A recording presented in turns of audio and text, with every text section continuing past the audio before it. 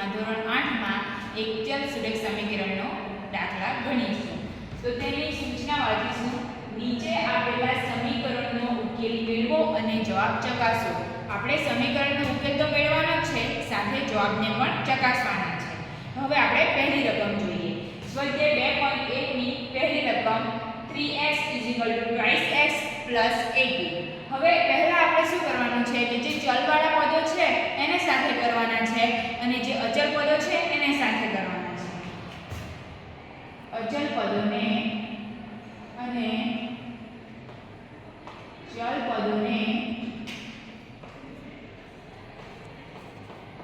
સાથે કરતા.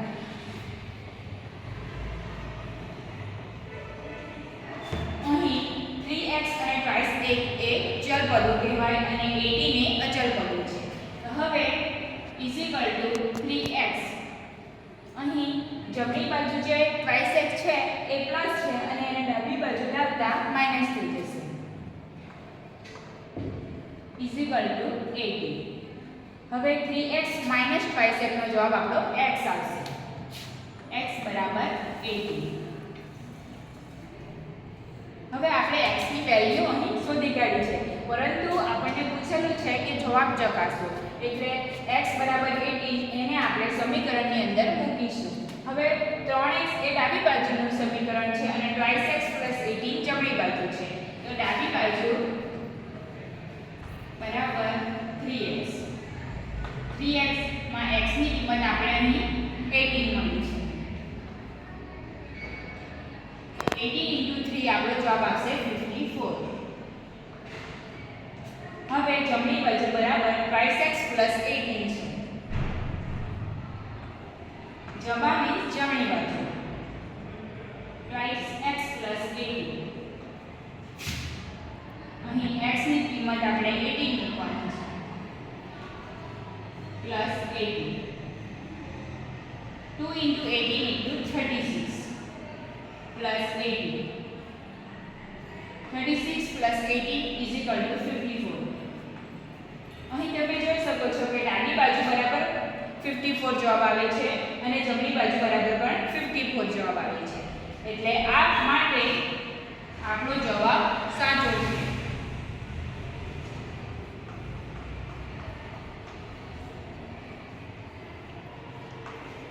સાચો છે. હવે આપણે બીજો દાખલો ગણીશું. બીજા દાખલાની રકમ છે 5t - 3 = 3t - 5. હવે પહેલા દાખલાની જેમ ચલ પદો અને અચલ પદોને સાથે કરવાના છે. હવે 5t 3t જે જમણી બાજુ છે એને ડાબી બાજુ લાવતા -3t થશે. અહીં = ની બાજુમાં -5. આ -3 છે એ ડાબી બાજુ જમણી તરફ જશે તો +3 થશે. 5t - 3t = 2t. -5 + 3 નો જવાબ આવશે -2. અહીં જવાબ -2 આવશે કારણ કે 5 ની આગળ માઈનસની નિશાની છે, જે આ બે સંખ્યામાંથી મોટી નિશાની મોટા અંકની નિશાની છે. t = -2/2 માટે t = 1 -1. અહીં માઈનસ હોવાથી અહીં પણ માઈનસ આવશે. હવે જમણી બાજુ અને ડાબી બાજુ ચેક કરીને આપણે એનો જવાબ ચકાસીશું. ડાબી બાજુ બરાબર ડાબી બાજુ છે 5t - 3.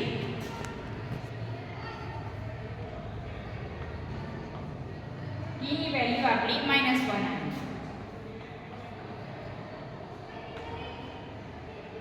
5 × -1 = -5 ને -3 = -8. હવે આપણે જમણી બાજુની સમીકરણ પર x ની કિંમત મૂકીશું. 3t - 5. t ની વેલ્યુ છે -1 -5.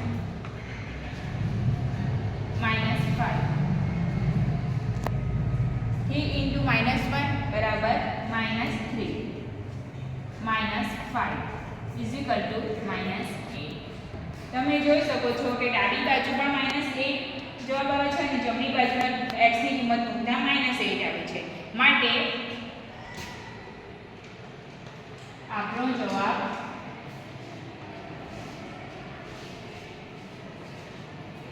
સાચો છે.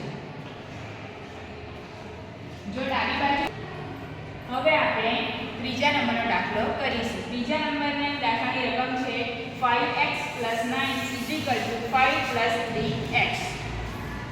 હવે આપણે ચલ અને અચલ પદોને સાથે કરીશું. 5x + 3x ને ડાબી બાજુ લાવતા -3x થશે.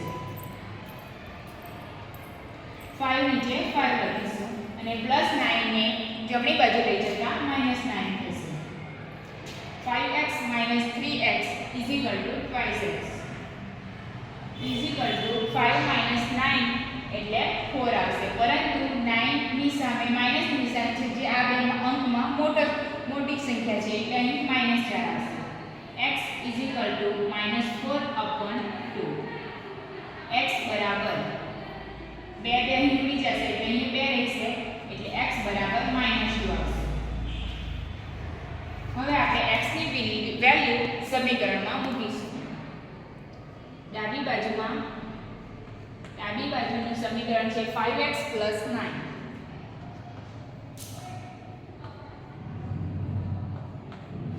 5 x ની કિંમત આપણને અહીંયા -2 મળી છે એટલે x ની બદલે -2 લખીશું. +9 5 × -2 એટલે આપણા -10 જવાબ આવશે. +9 -10 + 9 એટલે -1. હવે આપણે જમણી બાજુ મૂકીશું. 5 + 3x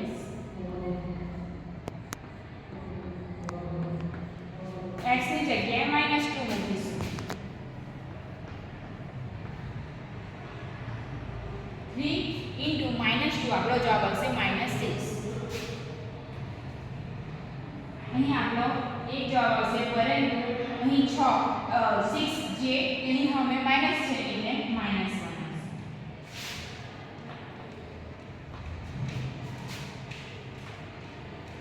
તમે જોઈ શકો છો કે ડાબી બાજુ બરાબર -1 અને જમણી બાજુ બરાબર -1, માટે આપણો જવાબ સાચો છે.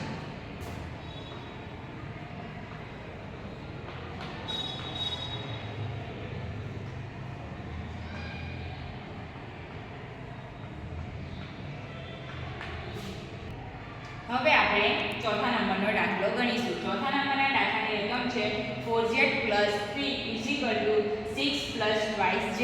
હવે આપણે ચલ અને અચલ પદોને સાથે કરીશું. હવે 4z નું સમાન પદ છે 5z. એ 5z અહીં પ્લસ છે, પરંતુ જમણી બાજુથી ડાબી તરફ આવતા માઈનસ થઈ જશે. = 6. અહીં 6 ની સામે -3 આવશે. 4z માંથી 2z જશે તો જવાબ આવશે 2z. = 6 - 3 એટલે 3. z બરાબર 3/2. અહીં આપણી z ની કિંમત અપૂર્ણાંક સંખ્યામાં આપી છે. તો હવે આ z ની કિંમત આપણે સમીકરણમાં મૂકી જવાબ ચકાસીશું. તો ડાબી બાજુનું સમીકરણ છે 4z + 3. z ની કિંમત આપણને 3/2 મળી છે, તો z ની બદલે 3/2 + 3. અહીં 2 કપાઈ જશે તો 2 × 3 એટલે 6 + 3. 6 + 3 = 9. હવે આપણે જમણી બાજુના સમીકરણમાં z ની કિંમત મૂકીશું. જમણી બાજુનું સમીકરણ છે 6 + 5z.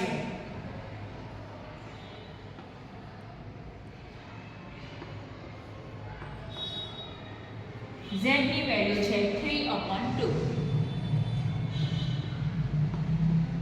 અહીં સરખા સરખા અંશ અને છેદ ઉડી જશે. 6 + 3 = 9. જમણી બાજુ બરાબર પણ 9 જવાબ આવે છે અને ડાબી બાજુ બરાબર પણ 9 જવાબ આવે છે. માટે આપણો જવાબ સાચો છે.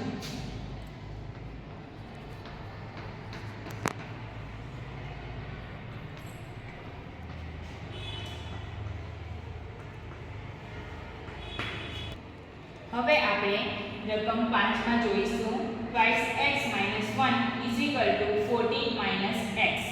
હવે twice x - x જમણી બાજુ છે એને ડાબી બાજુ લાવતા +x થશે. 14 - 1 ને જમણી બાજુ લઈ જતા +1 થશે. twice x + x = 3x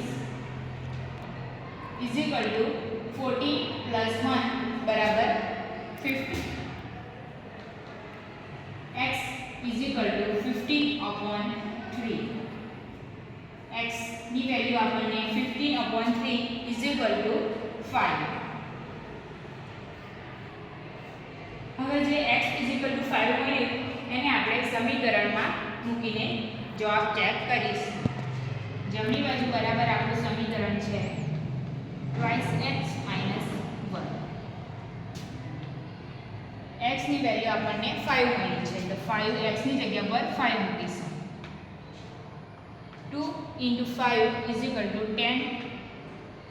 1 = 9. હવે આપણે ડાબી બાજુના સમીકરણમાં x ની વેલ્યુ મૂકીશું. 14 + x 14 - x ની વેલ્યુ આપણને 5 મળી છે. = 14 - 5 = 9. તમે જોઈ શકો છો ડાબી બાજુ બરાબર પણ 9 મળે છે અને જમણી બાજુ બરાબર પણ 9 મળે છે. એટલે આપેલ જવાબ સાચો છે.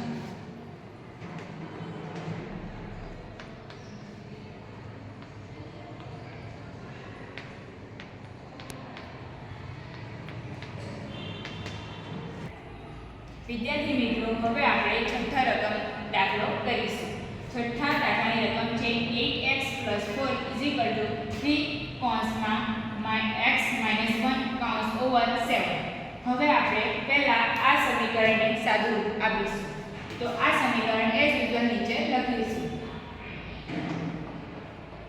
= 3 × x આપણો જવાબ આવશે 3x. અહીં પ્લસની નિશાની છે. 3 × 1 આપણો જવાબ આવશે -3 + 7. 8x + 4 3x -3 + 7 નો જવાબ આવશે આપણો +4. અહીં 7 મોટી સંખ્યા હોવાથી આપણે પ્લસની નિશાની કરીશું. હવે સાથે ચલ પદો અને અચળ પદોને સાથે કરીશું. 8x - અહીં 3x પ્લસ છે પરંતુ ડાબી બાજુ આવતા -3x થશે. 4 અહીં +4 છે તો જમણી બાજુ -4 થશે. 5x = 0. x = 0. હવે x ને 0 ને આપણે કોઈ બી કોઈ ગુણક સાથે કરીએ, સંખ્યાના ગુણાકાર સાથે કરીએ તો ઓલવેઝ 0 જ વેલ્યુ આવે છે. પરંતુ x = 0 આપણે સમીકરણમાં મૂકીને ચકાસી લઈએ. હવે ડાબી બાજુનું સમીકરણ છે 8x + 4. તમે જોઈ શકો છો x = 0 આવે છે. તો 8 ની x ની વેલ્યુ આપણે 0 મૂકીશું. +4. 8 × 0 = 0 +4. 0 + 4 = 4. આપણી ડાબી બાજુની વેલ્યુ કેટલી આવી છે? +4. તો હવે આપણે જમણી બાજુની વેલ્યુ ચકાસીએ. પરંતુ તે પહેલા જોઈશું કે આપણે જે અહીં સાદું રૂપ આપ્યું છે એટલે આપણે આ વેલ્યુ ન લેતા એની આ વેલ્યુ લઈશું. એમાં આપણે x ની કિંમત મૂકીશું. જો આપણો 4 જવાબ આવશે તો આપણે સાચા ગણાવીશું. તો હવે આપણે અહીં છે 3x + 4.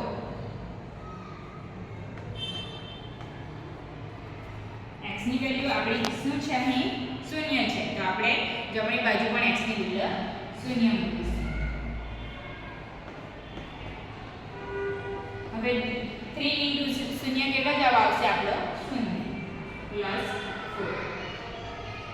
0 + 4 = 4.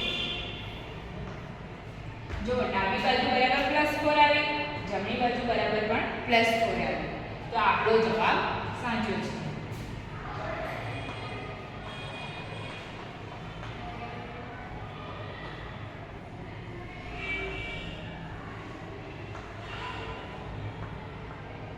આઈ હોપ વિદ્યાર્થી મિત્રો તમને બધું સમજમાં આવી ગયું હોય. વિડીયો જોવા બદલ તમારો આભાર.